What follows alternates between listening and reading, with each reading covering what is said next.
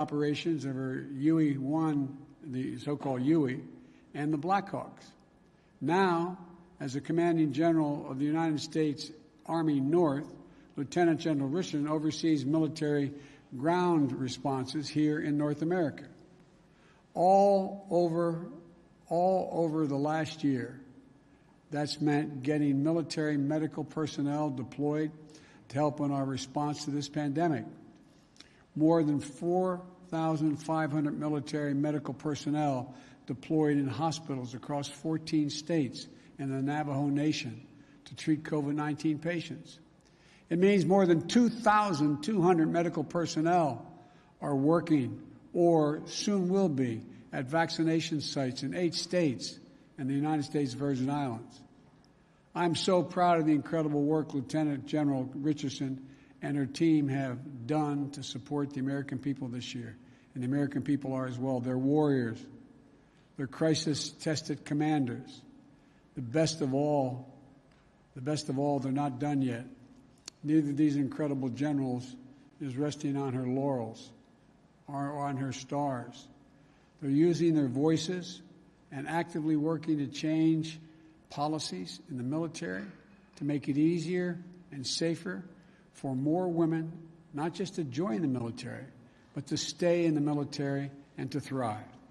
I'm incredibly proud that in 2015, under the Obama-Biden administration, we took the final steps to open up all positions in the military to anyone qualified to serve in them. The women who join today's military aren't told no when they apply to fly fighter jets or attack helicopters just because of their gender. They aren't told no when they want to apply to Ranger School or infantry officer basic training. But they all know that there's much, much more work to be done to ensure that women's leadership is recognized, that we have more diverse leaders, we reach the top echelons of command for all who are qualified, including all women, and that all women feel safe and respected in our military, period. You know, some of it's relatively straightforward work, where we're making good progress designing body armor that fits women properly, tailoring combat uniforms for women, creating maternity flight suits, updating requirements for their hairstyles. And some of it is going to take an intensity of purpose and mission to really change the culture and habits that cause women to leave the military. That women are making sure more diverse candidates are being considered for career advancing opportunities at every single level. That women aren't penalized in their careers for having children.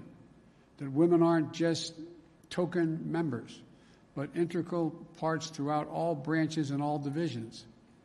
And that they can completely, fairly engage in promotion, compete all across the board, including on age and gender neutrality and physical fitness tests.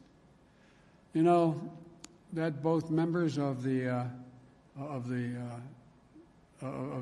military couples can thrive while serving, like Lieutenant General Richardson and her husband, Lieutenant General Richardson, who I might add, I want to thank him for getting me off a mountain that was about 12 to 14,000 feet up on a goat path when our helicopter went down in a snowstorm. It's good to see you, General. The ride down that mountain was more perilous in the truck than it was in the helicopter, but thank you. And we have to take on sexual assault and harassment and violence against women in the military. Sexual assault is abhorrent and wrong at any time.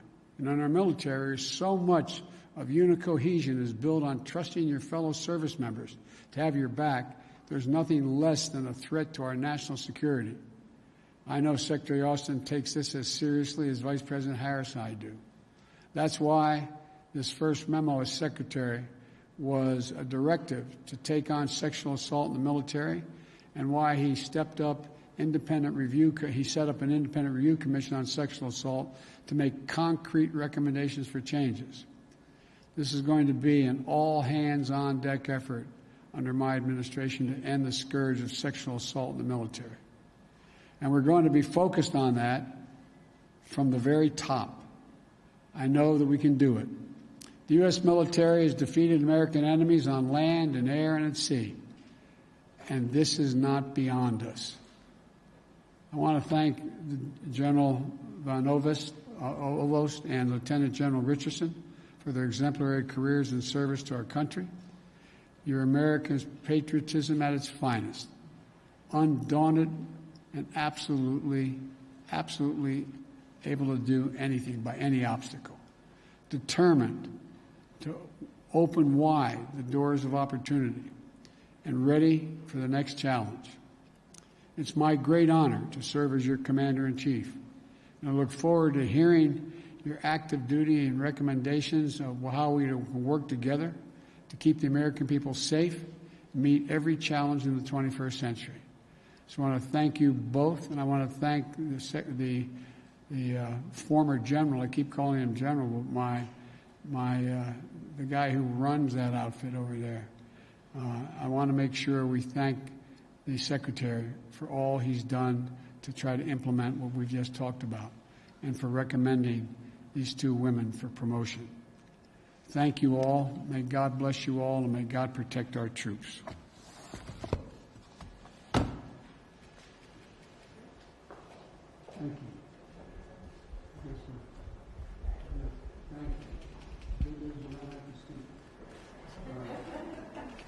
Thank you, everybody.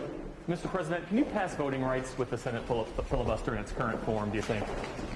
I can talk to you about that later. What about these votes against transgender youth?